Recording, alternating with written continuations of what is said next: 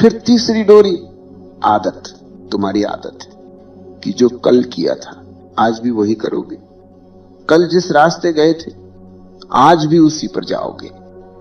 कल जिस व्यक्ति से डर कर पीछे हटे थे आज भी उससे डरोगे। तुम्हारे भीतर एक अदृश्य घड़ी चलती है, किस समय उठना है, किस समय शिकायत करनी है, किस समय रोना है, किस समय दूसरों को दोष देना है। तुम्हारी जुबान के वाक्य भी तय हैं। समय खराब है, ऊपर वाला नहीं चाहता, सरकार खराब है, कोई हमारा नहीं। यह सब आदत की भाषा है, जागरूकता की नहीं। इतिहास में देखो, जिसने आदत तोड़ी वही नाम बन गया। कबीर करघे पर बैठा था, सिर्फ धागा नहीं बुन रहा था, शब्द भी बुन रहा था।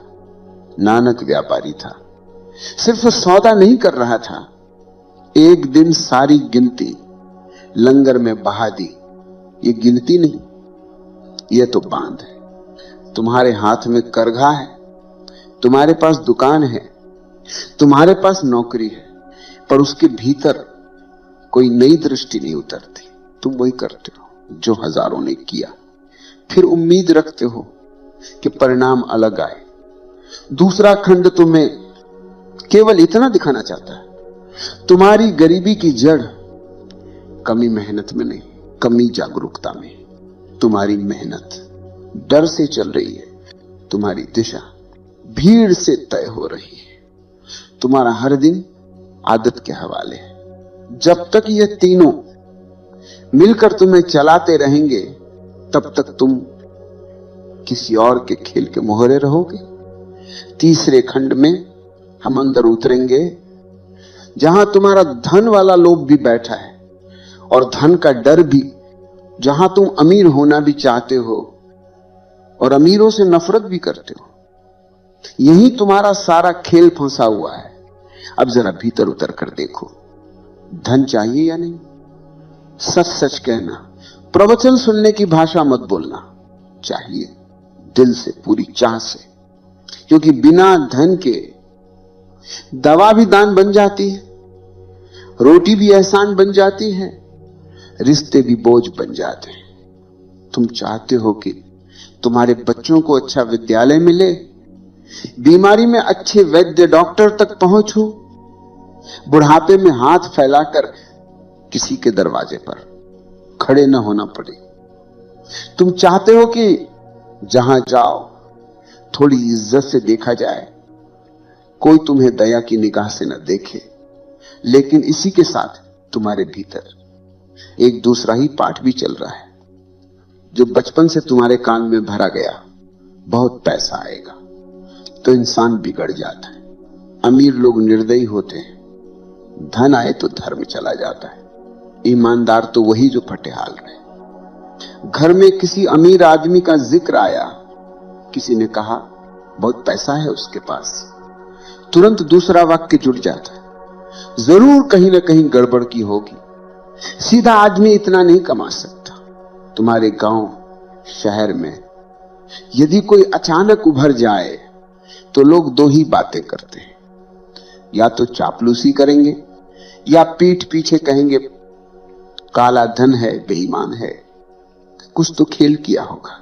यह सब सुन सुनकर तुम्हारे भीतर एक अजीब सा द्वंद्व बन गया। तुम धन भी चाहते हो और धन वालों से चलते भी हो। तुम संपन्नता की इच्छा भी रखते हो और संपन्न को भीतर से घृणा की नजर से भी देखते हो। सोचो, जिस चीज को तुम अपने भीतर ही पाप, छल, पतन से जोड़ चुके हो, उसे तुम्हारा मन पूरी निष्ठा से कैसे स्वीकार करेगा? जब भी कोई अवसर आता है, थोड़ा बड़ा कदम, थोड़ी ज्यादा जिम्मेदारी, थोड़ी अलग राह, थोड़ा जोखिम, तुरंत भीतर से आवाज उठती है, ये लोभ है, ये दुनियादारी है, ये तो गिरावट है, मैं तो सीधा साधा आदमी हूं। और तुम पीछे हट जाते हो। फिर जब वही अवसर किसी और के हाथ जाता है और वो आगे निकल जाता है, तुम रात को लेट कर कहते हो नसीब ही खराब है, किस्मत साथ नहीं देती। असली बात यह है, तुम्हारे नसीब ने नहीं, तुम्हारी मान्यताओं ने तुम्हारे हाथ बांध रखे हैं। तुम्हारे मंदिरों में भी भिखारी चेतना दिखाई देती है। लोग वहां भी सौदा कर रहे हैं, इतना चढ़ाऊंगा उतना दे देना। यह भी धन की ही भूखमरी है। जेब से मंदिर तक हर जगह एक ही रट, दे दे दे।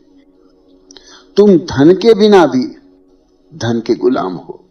तुम्हारा दिन धन की शिकायत में कटता है, तुम्हारी रात धन के सपने में कटती है, तुम्हारी बातचीत धन वालों की निंदा में कटती है। ये कैसी विचित्र बात है। तुम जिस चीज को दिन भर गाली देते हो, उसी के लिए रात को प्रार्थना भी करते हो।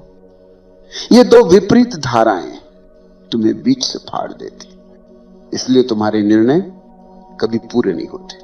काम करते हो तो आधे दिल से जोखिम लेते हो, तो आधे भरोसे से कोई अवसर आए तो आधे मन से पकड़ते हो और आधे मन से छोड़ देते हो।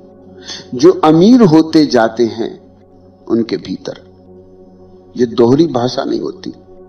वे धन को न देवता बनाते हैं न राक्षस। वे जानते हैं धन बस बल है, जैसे आग है जिससे रोटी भी पक सकती है और घर भी जल सकता है। तुमने आग को सीधे नरक का द्वार मान लिया और ठंड में कांपते हुए गुनगुनाते रहे।